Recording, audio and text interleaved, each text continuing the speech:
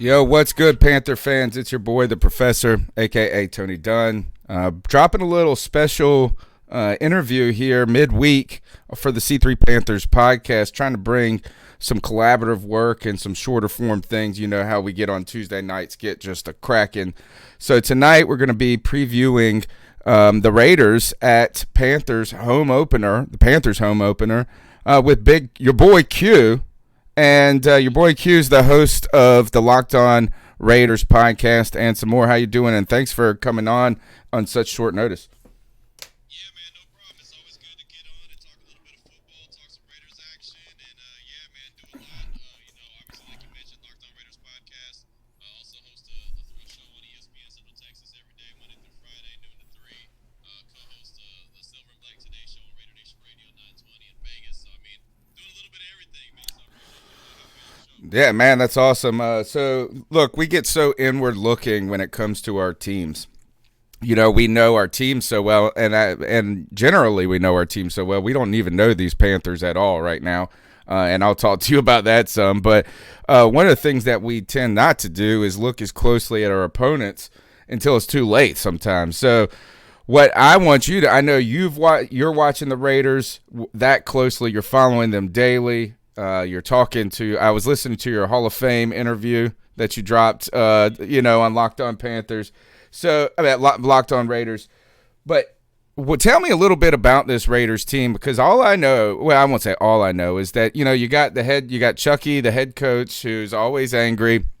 Last year, it seemed like everyone in NFL circles lost confidence when it came to Derek Carr, and then all of a sudden now I see that he is slated to become the NFL MVP by people.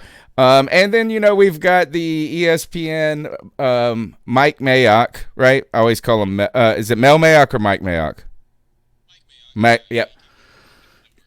Who is that he's a very good personality, but we really don't know a lot about this Raiders team other than the heck of a back last year. So what are your just thoughts about the overall, where the team's at right now? Well, I'll tell you, the team is moving in the right direction. You mentioned Chucky being on the sidelines when he returned, man. He tore the team down. They went 4. It was a terrible season.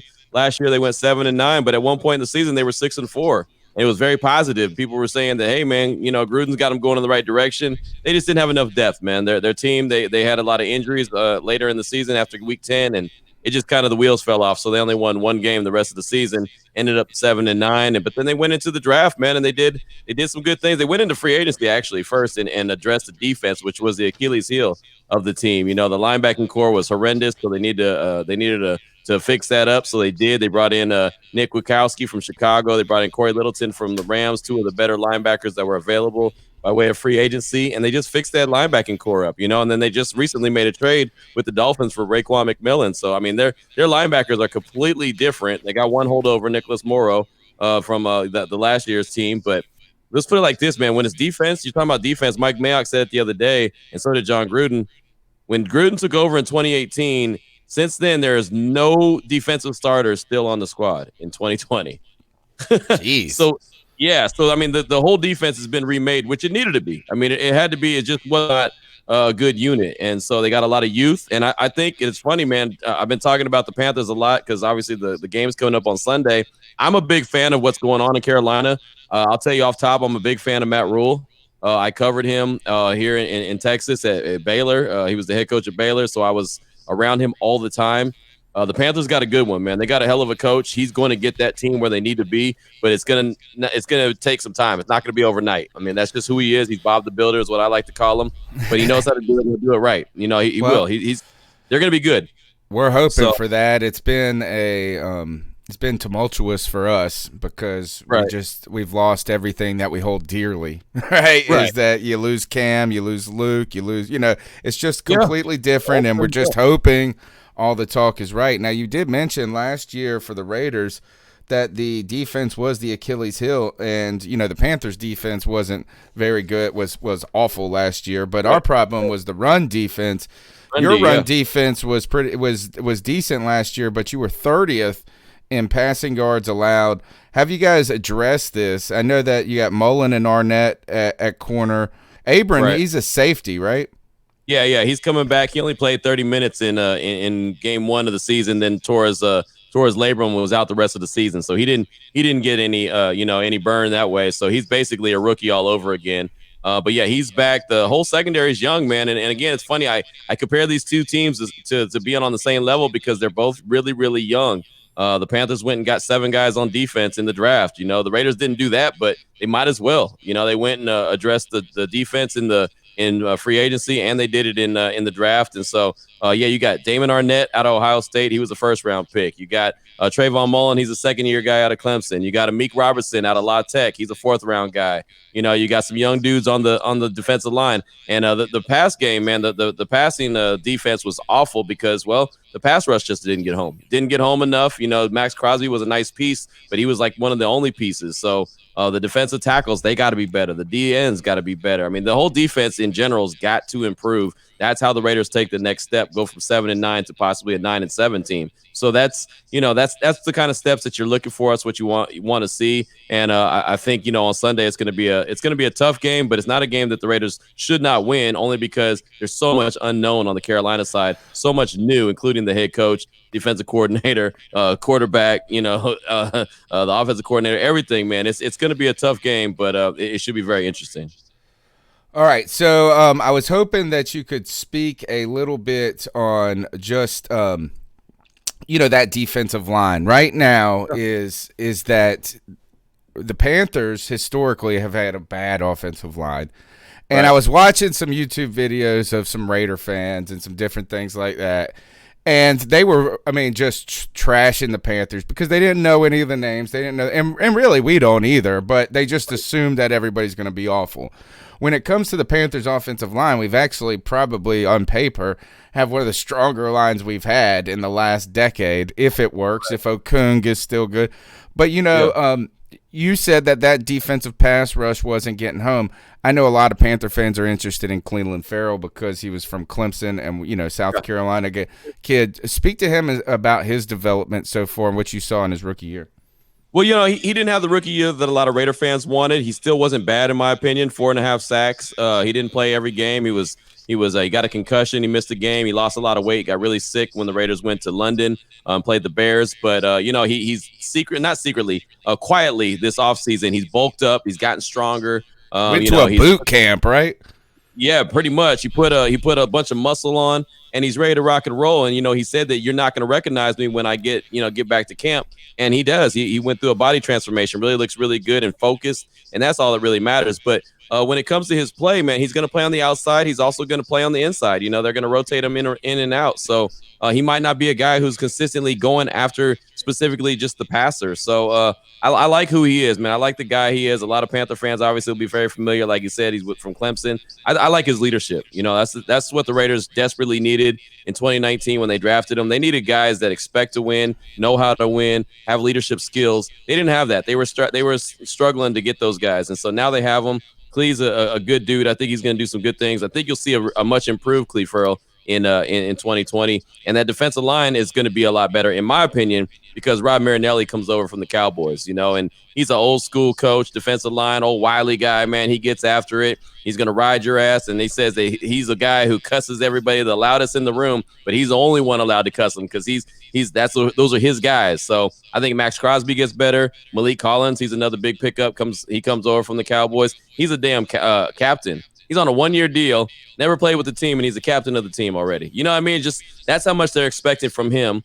So I think the defensive line is going to be a lot more improved in 2020, and it has to be. Again, it starts in the trenches, and then of course it ends in the back end. So they just got to improve that whole defense all around. That defensive class of edge rushers last year was one of the most elite ones, at least according to scouts, and we got one of them at what we get 16. Brian Burns, similar. I feel like very similar in style to Clelin Ferrell, but maybe more of an advantage of playing a traditional end position. So Yeah. it's nice. More often. Yeah, it's nice to hear Farrell is, well, not for this week, but that he is motivated to kind of continue that growth.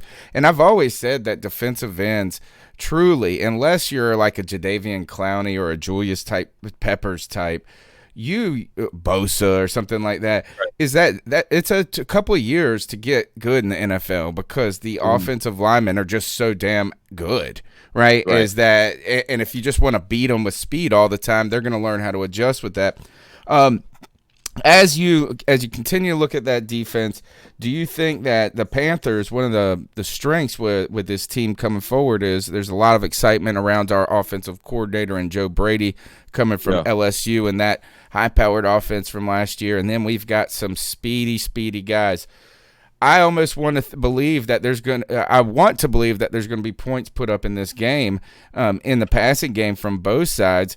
I do think both teams will be rusty. How do you think that your secondary is going to match up against the speed of a Robbie Anderson, the tenacity of a DJ Moore, and really the excitement surrounding Curtis Samuel and always the threat of Christian McCaffrey? Yeah, I mean, I think you hit it on the head right there with the last name you said, Christian McCaffrey. I think personally it starts and it ends with Christian McCaffrey. If you're the Raiders, if you're defensive coordinator Paul Gunther, you have to make sure somebody else besides Christian McCaffrey beats you. You know what I mean? Like that's how you go into the game, in my opinion. You can't let 22 beat you because he can. He's a great runner, as you know. He's a great receiver.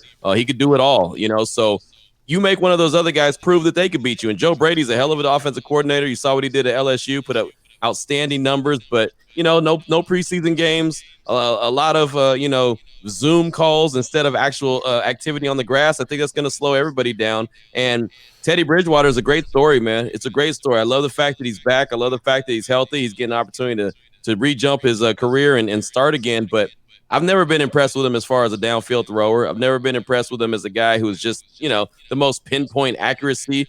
Even when he won those 5 games last year with the Saints, I felt like that was more his defense than really what he did. I mean, he was okay. Again, I like him. I like him a lot, but I don't think that he's the end-all, be-alls for his quarterbacks. Now, I think he's got a great opportunity there in Carolina, especially with his familiarity with Joe Brady, so that's going to help. But, Robbie Anderson, he's going to test Damon Arnett's stones, man, because he's got speed. Speed kills. Is Damon Arnett ready to step up to the plate, man, as a rookie? He hasn't had any time on the grass either, so this is going to be his first experience. Are those guys that you mentioned, the other wide receivers, are they going to, they're going to go out there and put these guys to the test, and I'm okay with that. If Robbie Anderson burns Arnett and he scores multiple touchdowns, I'm okay with losing by way of Robbie Anderson or Curtis Samuel or, anyone else besides Christian McCaffrey, because he's the guy that's going to go in and he's going to get all the attention. So you make those other players beat you, and you can almost live with that. I almost forget, we've had very little to be excited about in a COVID world, right? So it's just been hard to be excited. It's actually even hard to understand that football is going to be on TV tomorrow night. Like, but hearing you talk about Christian McCaffrey does bring a little warmth to my heart. And the idea is is he stoppable? I don't think he is. I mean, last year he's on a team that's all you had to do every game, and it was still impossible. So yes, he's gonna get his. It's just does he beat you alone is the question. And now our offense is a little bit more balanced in the past. But I agree with you. I don't want to hate on Teddy.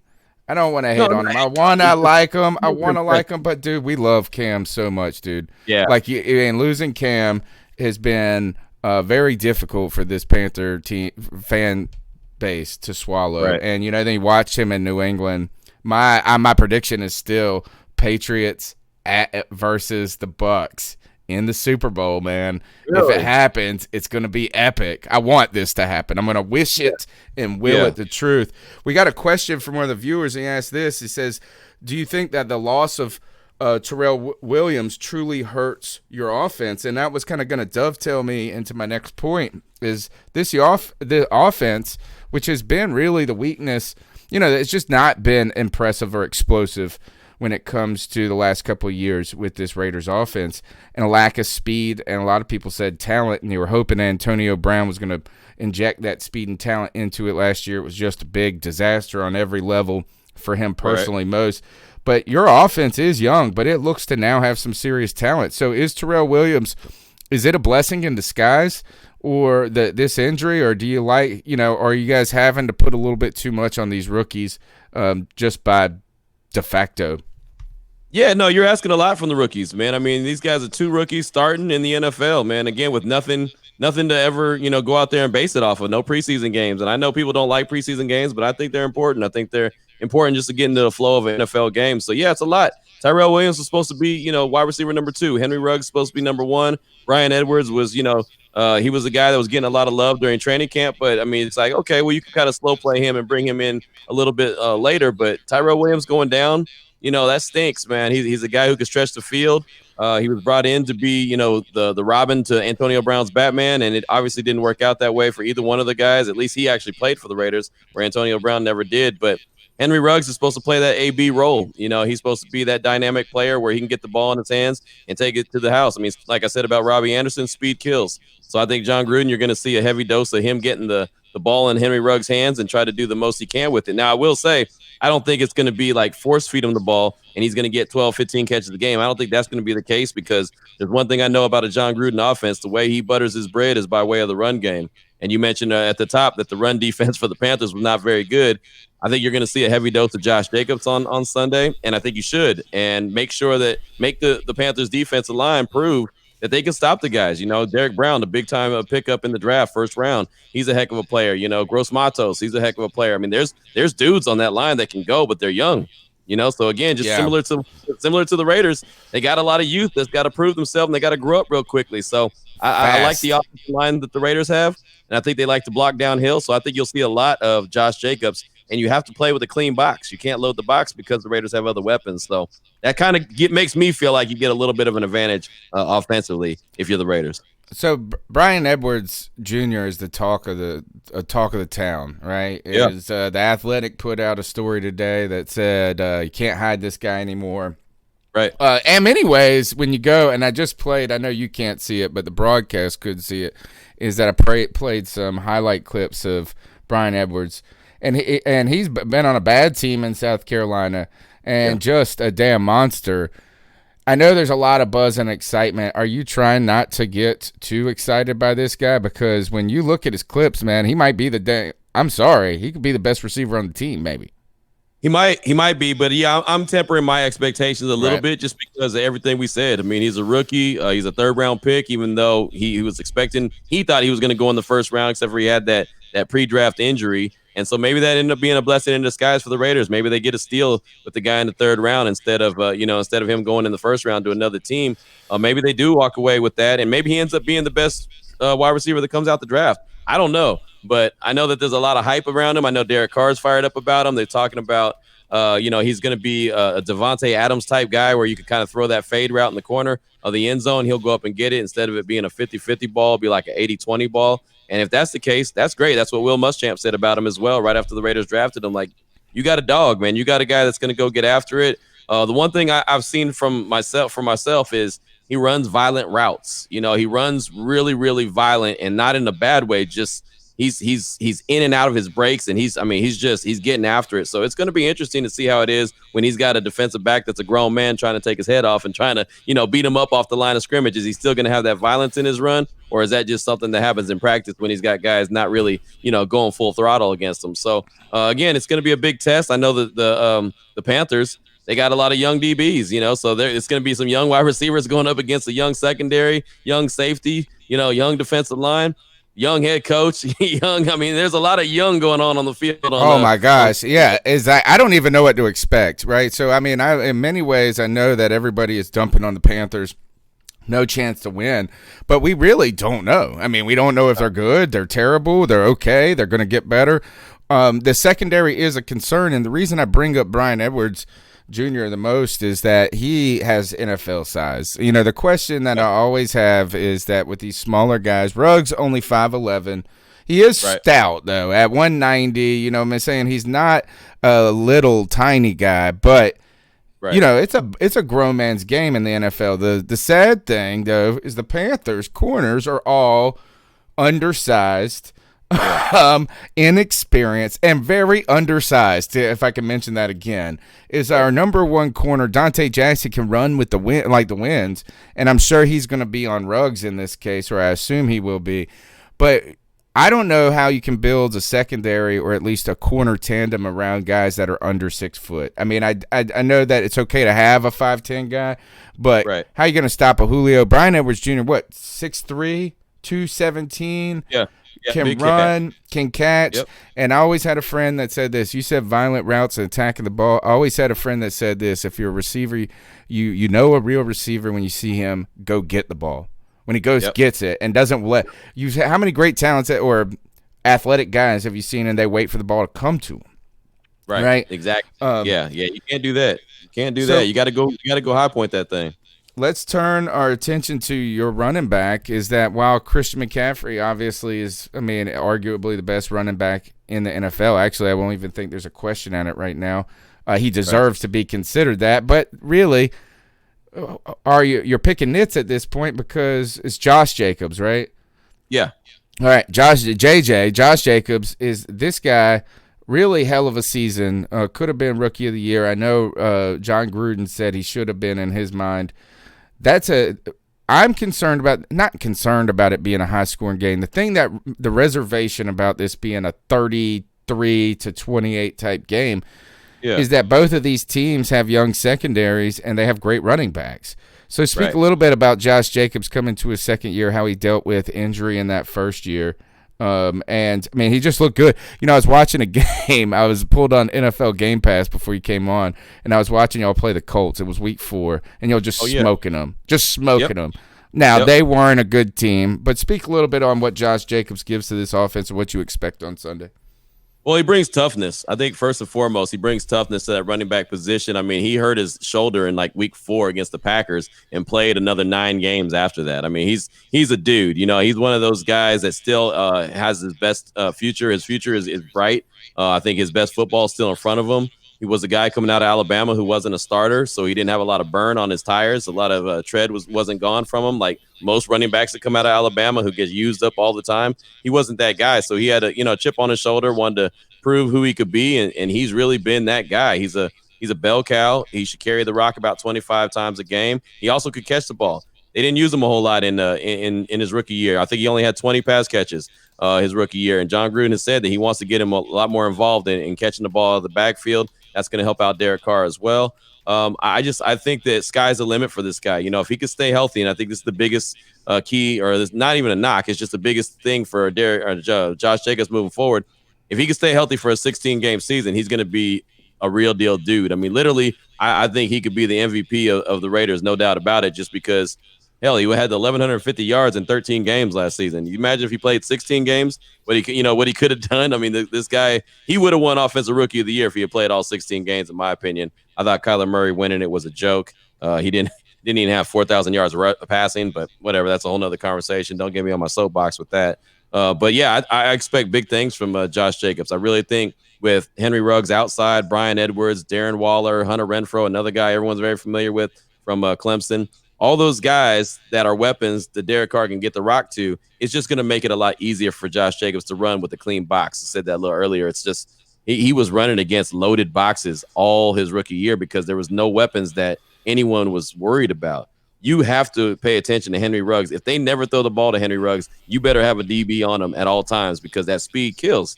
So that's going to open up things for the run game, and that's how John Gruden's going to want to take care of this game. And that's the other reason I don't think it's going to be a 33-28 game, because I think the Raiders are going to try to take the life out the game and just really limit the possessions that the Panthers have and try to go on as many 7 or 8 minute drives as they can have and just cash in at the end and hope that they can win that way. I got the game 24-17, Raiders coming out on the top with victory. But that's based off of, their offense that they had last year with some extra weapons added to it this year. Where's the weakness on this team? I think in not knowing, and what I mean by that is the youth.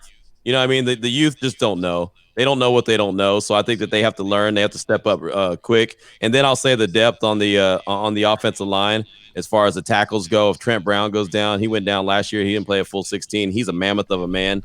I mean, you literally have to run a country mile to get around that dude, and so when he went down, you could see it hurt. So I think the tackles, Colton Miller's done a good job since he's been in the league. He's gotten better every year, the left tackle, but that right tackle position in particular, man, if Trent Brown goes down, the Raiders could be in trouble because I don't Isn't have a he lot. been dealing with injury too throughout this training camp? Yeah. He's dealing with the calf injury right now. He was rehabbing a pec injury that he had going into the offseason. Now he's dealing with the calf injury. He's only practiced a little bit, a couple days here and there, but he just he's got to be healthy, man. He's got to be out there and find a way to get out there and do it on Sunday. If he can't do it Monday through Friday, he's got to get out there and do it on Sunday and do it at a high level.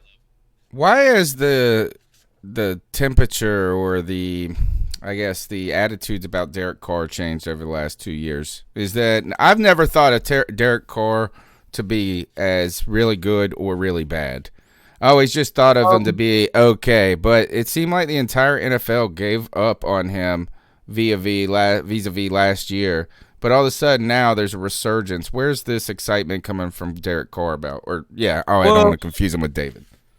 That's a good question. Everyone when Gruden took over thought Derek Carr is not going to get along with him. Gruden and him will never mesh.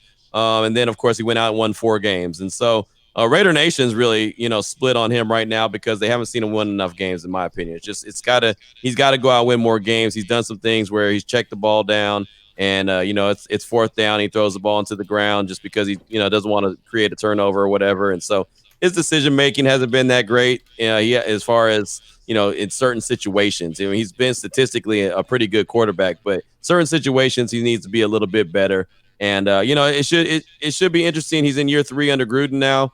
A lot of people expect him to go out there and really ball out and have a hell of a season. And then some people think he's just going to be, he's just going to be old Derek Carr. It's not going to be a big deal. He's not going to be able to win enough games. And, everyone since Gruden's come back has been trying to write Derek Carr off. I mean, every single year, no matter who you talk to, they say, John Gruden's not in love with Derek Carr. John Gruden's not tied to Derek Carr, but yet he's been around now for 3 stinking seasons. The Raiders have had multiple opportunities to go and get quarterbacks in the draft, and they haven't. So that tells me that he's not as, not happy with Derek Carr as people think. I think he wants him to do more and show more, but I think he's fine with Derek Carr. So we'll see. We'll see what he does, how much he improves. But I've been calling it a season where there should be no excuses for Carr. There should be no excuses for Gruden. There should be no excuses for the defense. Everything needs to come together in a year like this because I think all the areas of need and their biggest weaknesses have been addressed. Reminder, Derek Carr dislocated his pinky versus the Carolina Panthers, popped it back into place, and then came back.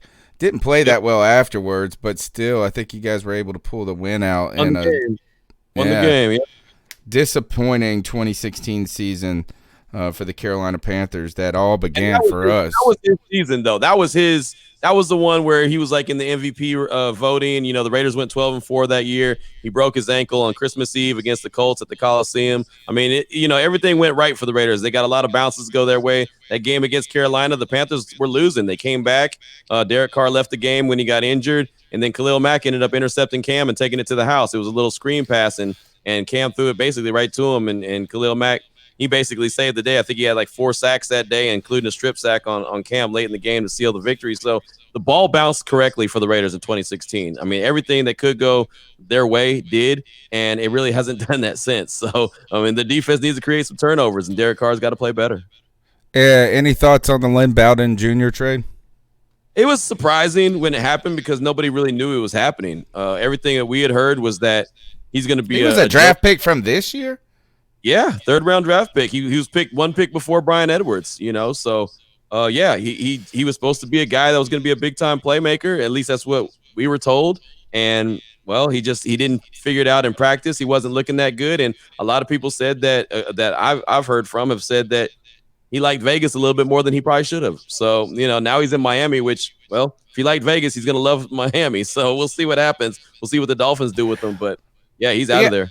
That's what I heard someone say is like, oh, this is probably, this is a guy that maybe Vegas would be a tough environment, and this could be a good thing for him. I was like, man, he's going to Miami. That's like right. Just as bad. It's just illegal there. Right. It's legal in Las Vegas. I'm going to get you out of here. Your thoughts on the season, but before you get into that, do you think that being located in Las Vegas will have to be influential in how you select people, or is Yeah. that okay? Yeah. Yeah, I think that high character is a issue, man. You've got to have a high character guy because it's not for everybody. I mean, think about yourself, and I know me. If I was 21 years old and I was rich and I was in Vegas, I would act a damn fool. I wouldn't have no Yeah. kind of control. Hey, I'm if I was rich grown in now. my own age at 38 right now, I'd act a fool. Yeah, that's what I'm saying. Like, I mean, Vegas ain't for everybody. So I get it, man. If people have issues and they struggle a little bit, I get it, man. Like I said, if I was 21 and I was in Vegas with a pocket full of money, I would act a damn fool. And so I don't blame these guys for struggling, but that's why you go through the process. That's why you interview these guys. That's why you do background checks. Make sure that, hey, maybe this guy can handle it. Maybe he can't. I know a lot of people in Vegas, keep saying like, oh, well, you guys overreact to Vegas.